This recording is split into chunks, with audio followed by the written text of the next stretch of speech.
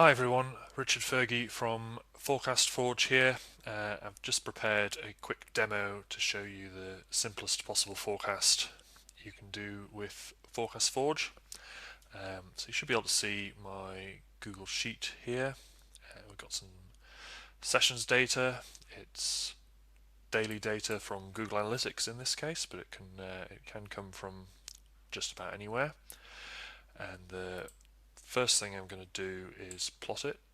It's always good to draw a chart before you start, just to make sure there's nothing too crazy or too stupid in the data. Let's move that into its own sheet so we can see it a bit more easily. There we go. So as we can see, it's kind of a Q4 dominated business, and then things are quiet the rest of the year. It's fairly common for some types of e-commerce. What is interesting is the strong seasonality a weekly seasonality with 7-day peaks that they have during their busy period. That's a bit more unusual. Okay, so when you start a new Google Sheet, you need to activate the add-on, which you do like this. If you've signed up and entered your API key already, you'll see something like this. If you haven't, then you'll be prompted to enter an API key. We're not going to be using this interface today. We'll be using the custom functions, but we'll go into this in some sort of future video. Okay, so now we need to prepare our data. So we have 2 columns of data that go through until the end of August, and we want to make a forecast for the following year. So I need to extend the date column into the future. This is just to tell Forecast Forge how many days we want to forecast. So I'll just drag that down like this. There we go, till the end of August 2021, and then we have the end of August 2020.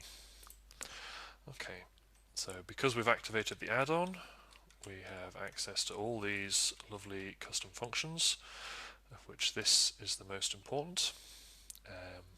You can see some little prompts if you forget how things work here. So the first argument to the function is the dates column. So that's all the historical dates, and then also all the dates we want to forecast in the future. So through to 1690. I need an A there, don't I? Yeah, I'm not telling it to give it the whole spreadsheet. Then the second argument is the thing we want to forecast. In this case, that's our sessions column. We don't know what that is in the future, so we just give it up to row 1325. Regressors or helper columns, we're not using any of them at the moment, but we will give it a country code.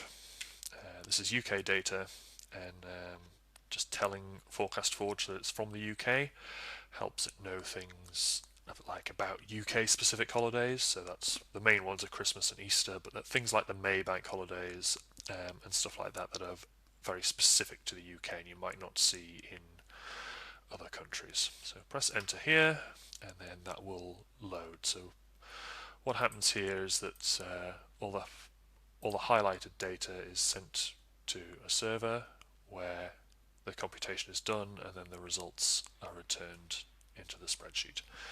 There's a 30-second timeout on it, so it shouldn't take too long. Okay, so we've got 3 columns of data coming back. The first column is the best guess of what we think the forecasted value will be, and then the next 2 columns are the lower bound and the upper bound for we call that the predictive interval, and 80% of the time the true value should be between these 2 numbers. Now, you've probably noticed that these ones are negative, and you can't have a negative number of sessions. We'll go into that in an extra video, in the next video, or some sort of future video. I don't want to tie myself down to particular particular topics on this. Okay, so what we'll do is we'll just label up this column, and then we'll add it to the chart to see how our forecast looks.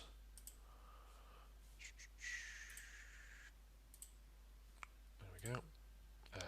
And it's not there because the date column